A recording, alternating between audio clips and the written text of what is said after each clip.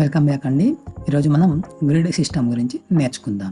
యూఎక్స్ఏఐలో మనం గ్రిడ్ని ఎలా యూజ్ చేయాలి అనేది చూద్దాం.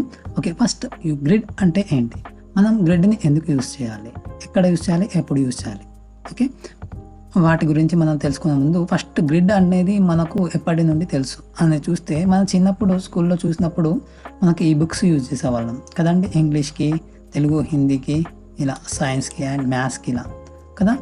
ఇవి ఎందుకు యూజ్ చేసేవాళ్ళం, ఎందుకంటే ఇంగ్లీష్ లెటర్స్ ఫాంట్స్కి, తెలుగు ఫాంట్స్కి మనం రాసేది ఏదైనా ఒక ఫార్మేట్ కరెక్ట్గా కన్సిస్టెన్సీలో ఉండాలి, బాగుండాలి అని చెప్పి చిన్నప్పటి నుండి మనకి అలవాటు చేసేవారు కదా. ఈ గ్రిడ్ సిస్టాన్ని ఓన్లీ మనం యూఎక్స్ఏలోనే యూజ్ చేస్తామా అంటే కాదండి. మన ఆర్టిస్టులు కూడా గ్రిడ్ సిస్టమ్ని యూజ్ చేస్తారు. ఒక డ్రాయింగ్ చేయాలి అన్నప్పుడు వాళ్ళు ఇలా గ్రిడ్స్ తీసుకొని ఆర్ట్ వేస్తారు. అలానే గ్రాఫిక్ డిజైనర్స్ కూడా యూజ్ చేస్తారు. ఓకే, ప్రతి ఒక్కరు ఎవరైతే ఆర్ట్కు, డిజైన్కు, ఫీల్డ్కి సంబంధించి ఉంటారో వారు యూజ్ చేస్తారు. ఓకే, మన ఈ గ్రిడ్ని ఓన్లీ ఇమేజెస్కి మాత్రమే యూజ్ చేస్తారా అంటే కాదండి. టైపోగ్రఫీ కూడా యూజ్ చేస్తారు. అలానే ఐకాన్స్, బటన్స్ ఇలాంటి ఎలిమెంట్స్ ఉంటాయి కదండి, అలాంటి వాటి కూడా గ్రిడ్ సిస్టమ్ని యూజ్ చేస్తారు. ఓకే, నెక్స్ట్ 8 పాయింట్ అనేది ఏంటి?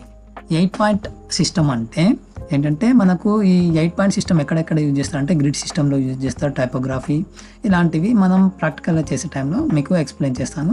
ప్రజెంట్ 8 పాయింట్ అంటే 8 తోటి వచ్చే టేబుల్స్ ఉంటాయి కదండి, 8, 16 ఇలా 8 టేబుల్స్ తోటి యూజ్ చేసుకొని చేస్తాము. ఎందుకు అనేది కూడా మనం చూద్దాం. ఓకే, దానికి ప్రాక్టికల్గా నేను చూపెడతాను. Next what is the grid అయిపోయింది. నెక్స్ట్ ఎందుకు అనేది యూజ్ అయిపోయింది. అసలు గ్రిడ్కి సంబంధించిన టైప్స్ ఏమేమి ఉంటాయి చూద్దామా. ఇక్కడ చూడండి, manuscript, column grid and modular, base line grid. Okay, and వీటికి మనకు ఎగ్జాంపుల్స్తో చూద్దాం. ఓకే, నెక్స్ట్ మనుస్క్రిప్ట్ అంటే ఏంటంటే, ఇక్కడ మనకు మనుస్క్రిప్ట్ అంటే ఒక సింగిల్ గ్రిడ్ తోటి యూజ్ చేస్తాం. ఓకే, ఒక సింగిల్లా ఉంది కదా, చూడండి. ఇది మనం ఎక్కడ యూజ్ చేస్తాం, బ్లాక్స్లో. ఓకే, మనుస్క్రిప్ట్ అంటే ఒక సింగిల్ బ్లాక్లో మాత్రమే యూజ్ చేయడానికి యూజ్ చేసే గ్రిడ్ ఏంటంటే ఇలా, ఇది మనుస్క్రిప్ట్. నెక్స్ట్ వచ్చేసి మాడ్యులర్ గ్రిడ్ ఈ విధంగా ఉంటుంది. కాలమ్స్ అంటే మనకు ఈ వర్టికల్గా ఉన్నాయి కదండి, వీటిని కాలమ్స్ అంటాం. ఇలా వర్టికల్గా ఉన్నాయి మనకు తెలుసు. ఓకే, రోస్ అంటే ఈ విధంగా హారిజెంటల్గా ఉండేది రోస్. ఓకే, మాడ్యులర్ గ్రిడ్ అనేది ఈ విధంగా ఉంటుంది. నెక్స్ట్ వచ్చేసి హైరార్కికల్ గ్రిడ్ అంటే మనకు ఇది ఒక హైరార్కికల్ స్ట్రక్చర్లో ఉంది. ఓకే, ఈ విధంగా ఉండే గ్రిడ్ని హైరార్కికల్ గ్రిడ్ అంటారు. నెక్స్ట్ వచ్చేసి బేస్ లైన్ అంటే ఇప్పుడు మనం ఇది ఎక్కువ దేనికి యూజ్ చేస్తామంటే టైపోగ్రఫీకి. ఓకే, హైరార్కికల్ మనం క్లాస్లో చెప్పుకుందాం. అంటే టైపోగ్రఫీలో హైరార్కిలో వస్తుంది, ప్రతి చోట హైరార్కికల్ యూజ్ చేస్తాం. అందుకని నేను నెక్స్ట్ ప్రాక్టికల్ చూసేటప్పుడు ఎక్స్ప్లెయిన్ చేస్తానని జస్ట్ మీకు ఇది ఏంటి అనేది మాత్రమే చెప్పాను. నెక్స్ట్ పిక్సెల్ గ్రిడ్ అండి. పిక్సెల్ గ్రిడ్ గురించి తెలుసుకోవడానికంటే ముందు అసలు పిక్సెల్ అంటే ఏంటి, ఎలా ఉంటుంది అనేది మనం తెలుసుకుందాం. ఓకే, ఇక్కడ చూడండి, మనకు ఈ యొక్క మొబైల్ స్క్రీన్ iPhone 16 Pro అనే దాన్ని తీసుకున్నప్పుడు ఇందులో ఒక చిన్న బాక్స్ని చూసారు కదా, ఇది పిక్సెల్ అవుతుందండి. ఓకే, ఈ పిక్సెల్ ఎలా వచ్చింది, ఒకటి హారిజెంటల్, ఒకటి వర్టికల్, ఈ లైన్స్ కలిసింది గ్రిడ్ మనకు పిక్సెల్. ఓకే, ఇది ఏంటి మరి పిక్సెల్ గ్రిడ్. ఓకే, ఫైన్, బాగుంది. నెక్స్ట్ ఇది ఈ స్క్రీన్ ఎందుకు ఇలా ఉంది, ఈ స్క్రీన్ ఎందుకు ఇలా ఉంది అంటే చూడండి, ఇక్కడ మనకి ఇవి థిక్నెస్గా ఉన్నాయి కదా, ఇవి ఏంటంటే మనకు ఇక్కడ చూడండి 8px అంటే మనం దీన్ని 8లో పెట్టుకుందాం. ఇందాక చెప్పాం కదా 8 పాయింట్ సిస్టమ్ అని 8లో పెట్టుకుందాం. ఎందుకు అని అంటే మనం ఇది థిక్గా ఉంది కదండి, హార్డ్ గ్రిడ్ అంట. ఓకే, ఇక్కడ చూడండి, దీన్ని క్లిక్ చేసి చూస్తే 4px ఉంది. ఓకే, ఇది 4లో పెట్టుకుందాం. మళ్ళీ ఇంకొకటి ఇక్కడ ఒపాసిటీ కూడా తగ్గించాం. ఎందుకు అంటే మనం 4లో పెట్టుకున్నది సాఫ్ట్ గ్రిడ్. ఓకే, ఈ హార్డ్ గ్రిడ్ అండ్ సాఫ్ట్ గ్రిడ్ని మనం ఎలా యూజ్ చేస్తాం, ఎందుకు యూజ్ చేస్తాం. కాలమ్స్ మామూలుగా మనకు గ్రిడ్ సిస్టమ్ అంటే ఏమని తెలుసు, ఓన్లీ కాలమ్స్ అండ్ రోస్ మాత్రమే తెలుసు కదా. కాదు, యాక్చువల్లీ మనకు ఈ కాలమ్ అండ్ రోస్తో పాటు మనకు hard grid and soft grid అని చాలా చాలా ఇంపార్టెంట్. అది మనకు తెలియక జస్ట్ ఏంటంటే ఒక కాలం తీసుకుంటాము. ఎలా అంటే చూడండి, మామూలుగా బేసికల్గా ఇలా తీసుకొనేసి మనం ఒక లేఅవుట్ గ్రిడ్ ఇక్కడికి వెళ్ళిపోయి మనకి ఈ విధంగా మనం తీసుకుంటాం కాలమ్స్. ఓకే, ఈ విధంగా మనం తీసుకొని వర్క్ చేస్తుంటాం. కానీ ఇందులో ఇంకా పర్ఫెక్ట్గా చేయాలి అంటే ఎలా అనే క్వశ్చన్కి ఆన్సరే ఈ hard grid and soft grid. Okay, మనం ఇప్పుడు దాని గురించి క్లియర్గా చూద్దాం. ఇక్కడ మీరు చూసినట్లయితే ఈ ఆల్రెడీ నేను టెక్స్ట్ పెట్టేశాను కదా, చూద్దాం ఒకసారి.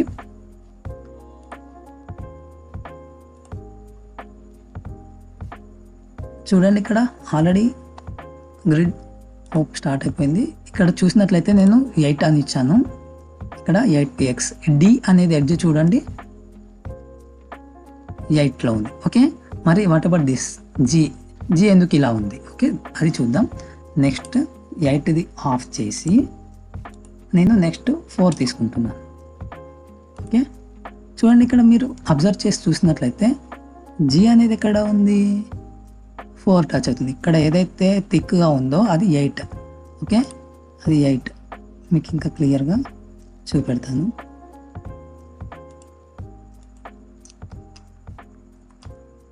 ఓకే, ఇది 8. ఈ మనకి ఏదైతే లైట్గా ఒపాసిటీ తోటి ఉందో ఇది 4 కదా. ఇలాంటప్పుడు మనం hard grid and soft grid use చేస్తాం. ప్రతిసారి ఇది యూజ్ చేస్తామంటే ఎలా యూజ్ చేస్తాం, ఎక్కడెక్కడ యూజ్ చేయాలి అనేది కూడా మనం స్క్రీన్స్లో చేసేటప్పుడు చూద్దాం. ఓకే, నేను జస్ట్ బేసిక్స్ మాత్రమే చెప్తున్నాను.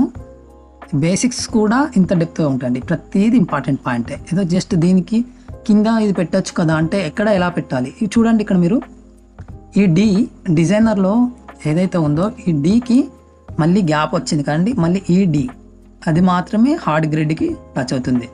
కానీ ఈ డిజైనర్కి ఇది క్యాప్షన్ అవుతుంది కదండి.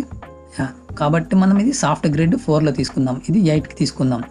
ఓకే, ప్రజెంట్ ఇంతవరకు సరిపోతుంది. నెక్స్ట్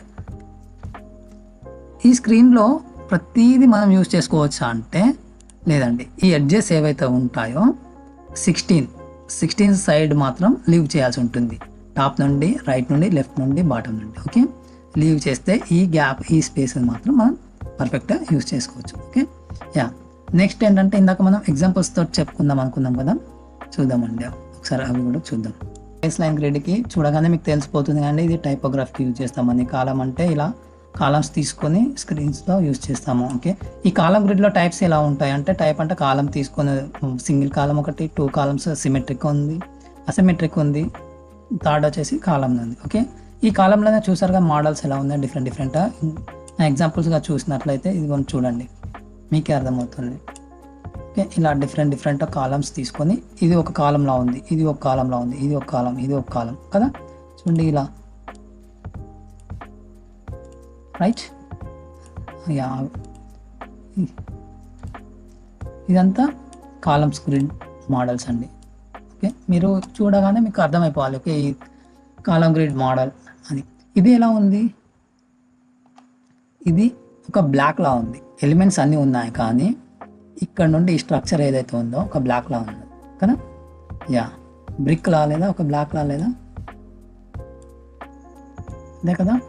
ఓకే, నెక్స్ట్ వచ్చేసి ఇది చూడండి, ఇదంతా ఒక సపరేట్ సెక్షన్లా ఉంది, మళ్ళీ ఇది ఒక సపరేట్ సెక్షన్ కదా. మళ్ళీ ఇక్కడ కూడా అంతే, ఇది ఒక సపరేట్ సెక్షన్లా ఉంది, ఇది ఒక సపరేట్ సెక్షన్లా. ఇలా మనం వెబ్సైట్స్లలో చేసేటప్పుడు ఒక్కొక్క వెబ్సైట్కి ఒక్కొక్క గ్రిడ్ మోడల్ని యూస్ చేస్తాం. మనం తీసుకునే ప్రాజెక్ట్ని బట్టి ఏ గ్రిడ్ అయితే దీనికి పర్ఫెక్ట్ అని మీరు చూసుకొని చేయాల్సి ఉంటుంది. అండ్ నెక్స్ట్ వచ్చేసి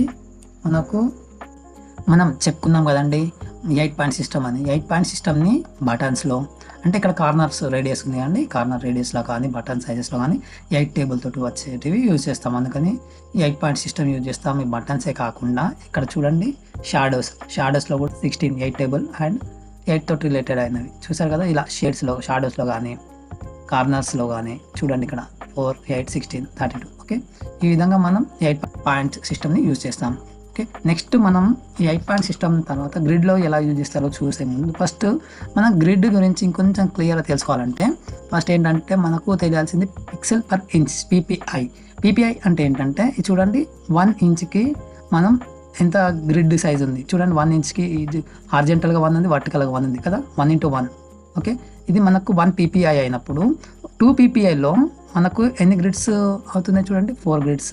ఓకే, అలానే 4 పీపీఐలో ఎన్ని అవుతున్నాయి, ఈ విధంగా మనం కౌంట్ చేసుకుంటూ వెళ్ళిపోతే 8 పీపీఐకి వచ్చేసరికి ఎన్ని అయినాయి. ఈ విధంగా ఎందుకు చేస్తామంటే ఫస్ట్ మనకు తెలుసుకోవాల్సింది దీనికంటే ముందు 1 పిక్సెల్కి 160 ppi ఉంటుందండి. అంటే మనకు ఇలాంటి పీపీఐస్ ఇక్కడ ఒక పిక్సెల్కి 160 తీసుకుంటాం. ఓకే, 2pxకి 320, అలానే 3pxకి 480, ఇలా 4pxకి 540. ఈ విధంగా ఎందుకు అని అంటే మనం దీనికి ఒక మంచి ఎగ్జాంపుల్ ఏంటంటే శాంసంగ్ మొబైల్స్ నుండి మనం ఎంత లాంగ్ అయినా డిస్టెన్స్ అయినా కూడా క్లియర్గా ఎలా మనం చూడగలుగుతున్నాం అంటే ఆ కెమెరాకు ఉండే లెన్స్తో మన డిస్ప్లే కనెక్ట్ అయి ఉంటుంది కానీ ఆ డిస్ప్లేలో మనకు ఈ పిక్సెల్స్ ఎంత పవర్ఫుల్గా ఉంటాయంటే ఎన్ని ఉంటాయంటే ఫర్ ఎగ్జాంపుల్ ఇక్కడ చూడండి 1 ఇంచ్కి 1 పిక్సెల్ మాత్రమే ఉంది కాబట్టి లో డెన్సిటీ బ్లర్గా కనిపిస్తుంది. అలా 2 or 4 ఉంటే మనకు మీడియంలా ఉంటుంది. అదే మనకు 8 లా ఉంటే ఏంటంటే కొంచెం హై క్వాలిటీ కనిపిస్తుంది డెన్సిటీ కదా.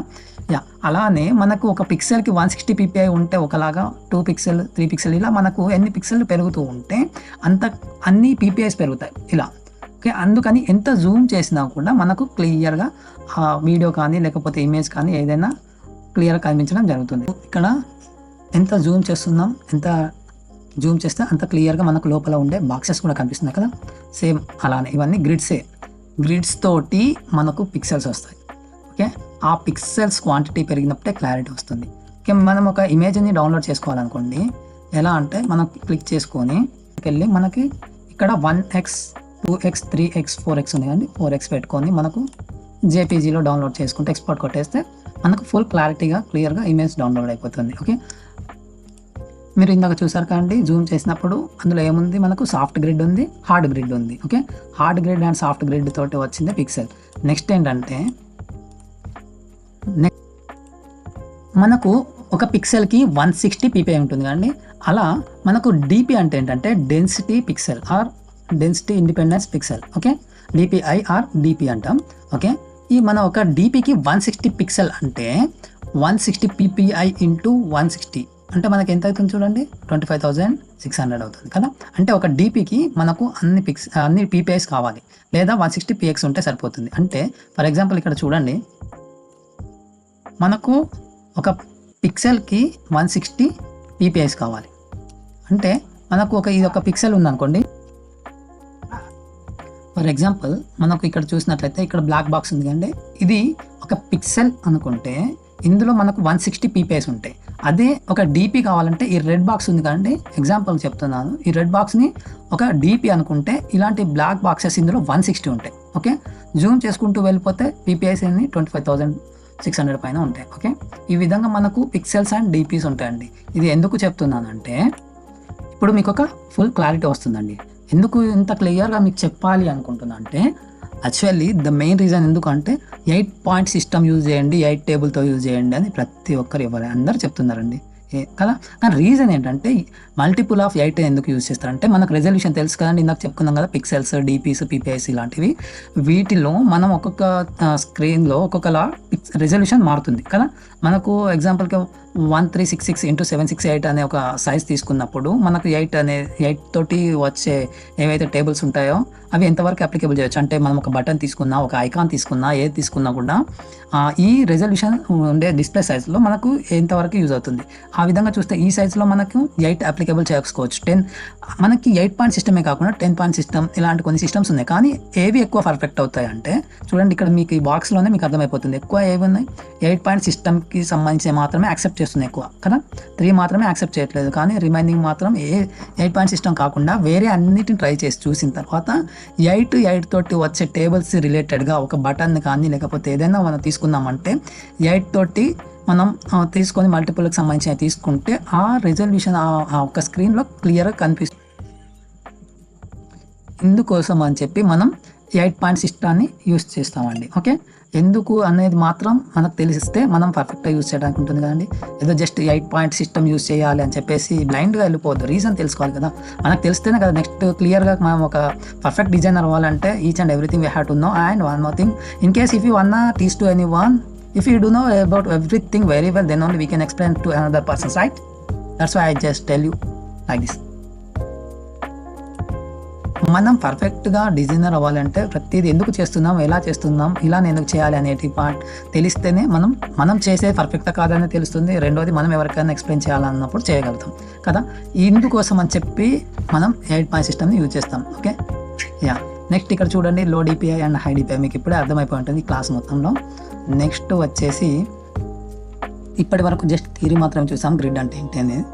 నెక్స్ట్ క్లాస్లో గ్రిడ్ని ఏ స్క్రీన్స్లో ఎన్ని టైప్స్ ఆఫ్ స్క్రీన్స్ ఉంటాయి, ఏ స్క్రీన్స్లో ఎలా యూస్ చేయాలి, ఇంకోలా ఎందుకు యూస్ చేయరాదు, ఇలానే ఎందుకు యూస్ చేయాలి, ఇలాంటి టాపిక్స్ పైన, అంటే ఫర్ ఎగ్జాంపుల్ మొబైల్ అయితే ఎలాగా, డెస్క్టాప్లో ఎలాగా, ట్యాబ్లెట్ వర్షన్లో ఎలాగా, ఎన్ని కాలమ్స్ తీసుకోవాలి, ఎన్ని రోస్ తీసుకోవాలి మాత్రమే కాకుండా ఎలా తీసుకోవాలి, పర్ఫెక్ట్గా ఎలా చేయాలి, వెబ్సైట్స్కి అయితే ఏ విధంగా డిఫరెంట్ టైప్స్ ఎలా ఉంటాయి ఇందాక చూసాం కాబట్టి అవన్నిటిపైన ఒకసారి ప్రాక్టికల్ క్లాస్ నెక్స్ట్లో చూద్దాం.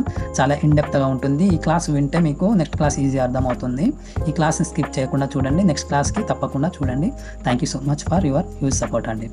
మీకు ఈ వీడియో నచ్చినట్లయితే, మన ఛానల్ మీకు నచ్చినట్లయితే లైక్ చేసి షేర్ చేసి మీ ఫ్రెండ్స్కి చెప్పి చూడమని ఒకసారి రికమెండ్ చేయండి. సబ్స్క్రైబ్ చేసుకోవడం మర్చిపోద్దండి. Okay, thank you so much. మీరు ఎంత మాకు సపోర్ట్ ఇస్తే మేము మరింత డెప్త్ కంటెంట్తో మీ ముందుకు వస్తాము. థ్యాంక్ యూ అండి.